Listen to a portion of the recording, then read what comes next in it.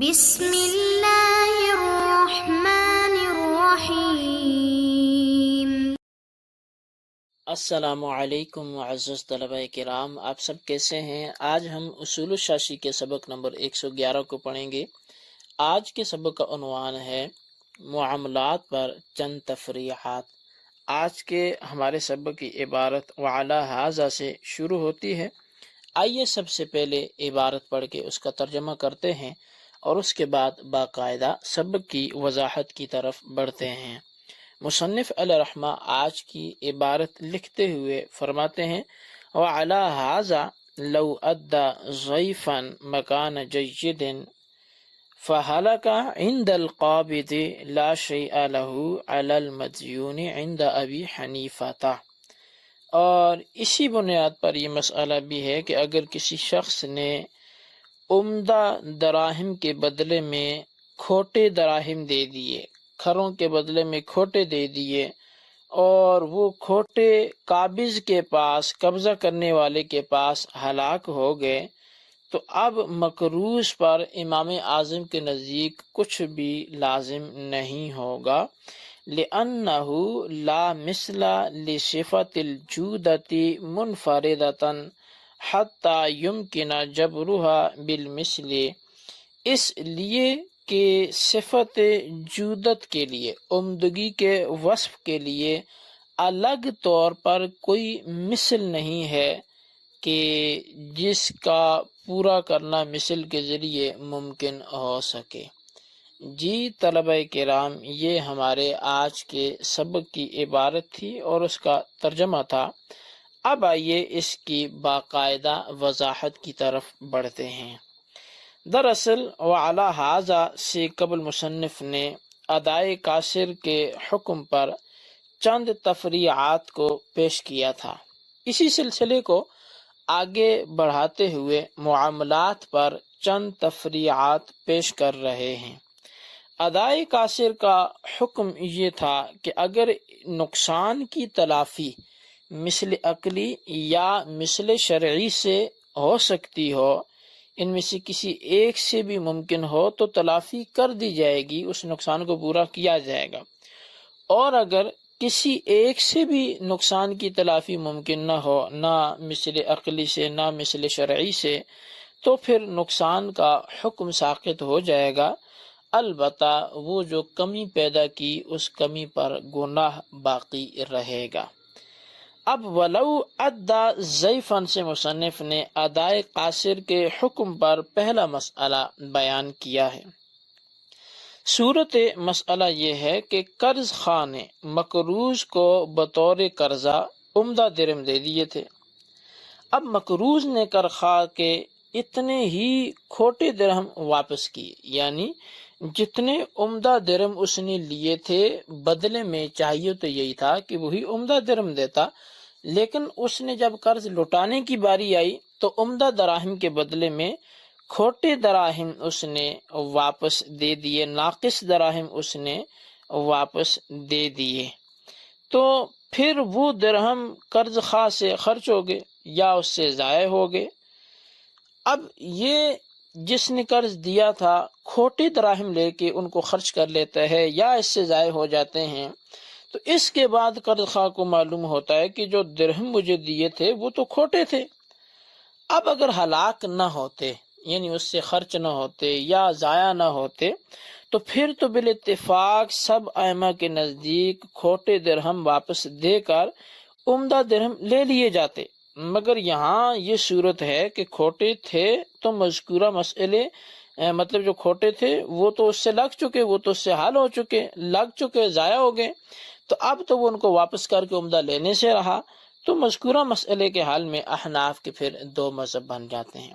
یعنی حاصل کلام یہ ہے کہ جب اس کے پاس سے وہ کھوٹے درہم لگے نہ ہوتے، کھوٹے درہم موجود ہوتے، تو پھر تو وہ اس مقروض کو واپس کرتا اور اسے کہتا کہ جی مجھے عمدہ دو، میں نے تو تمہیں عمدہ درہم دیے تھے، لیکن چونکہ اس سے کھوٹے لگ چکے ہیں، اس سے صرف ہو چکے ہیں، خرچ ہو چکے ہیں، اب ان کو تو یہ واپس کر نہیں سکتا، تو اس لیے اب کیا ہوگا، اس میں احناف کے ہاں اختلاف ہے ایک مذہب امام اعظم ابو حنیفہ رحمۃ اللہ تعالی علیہ کا ہے اور دوسرا مذہب صاحبین کا ہے۔ صاحبین کا مذہب اور ان کی دلیل کو ساتھ ہی آپ ملاحظہ کریں۔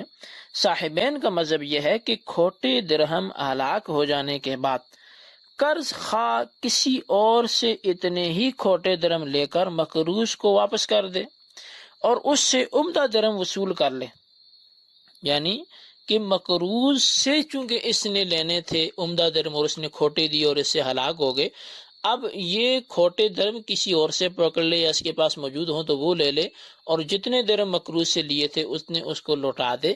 اب جب اتنے لوٹا دیے تو چونکہ اس نے عمدہ پہلے سے دیے ہوئے تھے، اب یہ اپنے عمدہ دراہم کو اسے مطالبہ کر سکتا ہے۔ اب صاحبین کی اس حوالے سے دلیل یہ ہے کہ قرض خواہ کا حق جس طرح مقدار سے وابستہ ہے اسی طرح وصف سے بھی وابستہ ہے، اس لیے کھوٹے درہموں کی مثل درہم واپس کر کے عمدہ وصول کر لے۔ صاحبین کا جو استدلال ہے وہ اصل میں قیاس خفی سے ہے جس کو استحسان کہا جاتا ہے۔ البتہ امام اعظم امام ابو حنیفہ رحمۃ اللہ تعالی علیہ کا مذہب وہی ہے جس کو مصنف نے بیان کیا۔ امام اعظم کے نزدیک مقروض پر قرض خواہ کی طرف سے کوئی چیز واجب نہیں ہوگی، کیونکہ نفس دراہم تو ادا کر دیے ہیں۔ جب ادائیگی پائی گئی تو اگرچہ ادائیگی قاصر ہی صحیح ہے، لیکن کھرا اور کھوٹا ہونا یہ تو اوصاف میں سے ہے، یہ وصف ہے، اور وصف کی تو کوئی قیمت نہیں ہوتی کہ ہم اس کی الگ سے کوئی قیمت لازم کر دیں۔ لہٰذا جب ادائیگی پائی گئی ہے تو اب دوبارہ سے مقروض کو اس معاملے میں تنگ نہیں کیا جا سکتا۔ اب وصف کی ایک غرض، چونکہ وصف کی قیمت نہیں ہوتی، اس کی وجہ یہ ہے کہ وصف ایک عرض ہے جو اپنی ذات میں تنہا نہ موجود ہو سکتا ہے اور نہ ہی قائم ہو سکتا ہے، بلکہ عین دراہم و دنانیر کے ساتھ یہ متصل ہوتا ہے۔ جب وصف تنہا موجود اور قائم نہیں ہو سکتا تو اس کی قیمت بھی تنہا نہیں ہو سکتی۔ جب قیمت نہیں ہو سکتی تو اس کا مثل سوری کیسے ہو سکتا ہے، اور نہ ہی مثل منوی ہو سکتا ہے۔ مثل سوری تو ظاہر ہے کہ وصف عرض ہے جو تنہا موجود نہیں ہو سکتا، لہٰذا مثل سوری بھی ممکن نہیں ہے، اور مثل مانوی بھی اس لیے نہیں ہو سکتا کیونکہ درہم یہ وہ مال ہے کہ جن میں کمی بیشی کی صورت میں سود پایا جاتا ہے، کہ جن میں وصف کی قیمت نہیں ہوتی۔ اس پر نبی علیہ الصلوۃ والسلام کی حدیث بھی ہے کہ جیدھا و ردیھا سواء، کہ اس کے عمدہ اور اس کے ردی جو ہیں وہ برابر ہیں۔ لہٰذا امام اعظم ابو حنیفہ رحمۃ اللہ تعالی علیہ کے نزدیک مقروض پر اس صورت میں کچھ بھی واجب نہیں ہوگا، البتہ اس پر گناہ باقی رہے گا۔ وصف کی قیمت نہ ہونے کی بات صرف نقود میں تھی، باقی سامان کی جہاں تک بات ہے تو ان میں وصف کی قیمت موجود ہوتی ہے۔ اب نقود اور عروض یعنی سامان میں فرق کیا ہے، تو یہ بات کر کے ہم آج کے اپنے سبق کو ختم کرتے ہیں۔ نقود اور سامان میں 3 طرح کا فرق بیان کیا جاتا ہے۔ نقود اور سامان میں جو پہلا فرق ہے وہ یہ ہے کہ نقود مثال کے طور پہ جیسے نقدی ہے، سونا چاندی ہے، اور نوٹوں میں یہ وصف کی قیمت نہیں ہوتی۔ مثلا 10 روپے کا نوٹ نیا ہو یا پرانا ہو، دونوں کی مالیت برابر ہے، جبکہ عروض یعنی سامان وغیرہ میں وصف کی قیمت ہوتی ہے۔ جیسا کہ کاروبار میں نئی اور پرانی اشیاء کی قیمتوں میں بالکل نمایاں فرق ہوتا ہے، اور یہ نمایاں فرق ہونا ہی اس بات کی واضح دلیل ہے۔ دوسرا فرق جو نقود اور اس میں ہے، عروض میں ہے، ساز و سامان میں ہے، وہ جو ہے کہ نقود متعین کرنے سے متعین نہیں ہوتے۔ مثال کے طور پہ 10 روپے کا نوٹ دکھا کر دکاندار کو دوسرا 10 کا نوٹ دیا جائے تو اس پر کوئی اعتراض نہیں کرتا کہ بھائی دوسرا نوٹ کیوں دیا، وہ پہلے دکھایا وہ تھا، کیونکہ جتنے کا پہلے تھا دوسری کی بھی مالیت وہی ہے۔ جبکہ عروض میں متعین کرنے سے چیز متعین ہو جاتی ہے، اب اگر اس کو چینج کر کے دے گا تو اعتراض کا حق حاصل ہوگا۔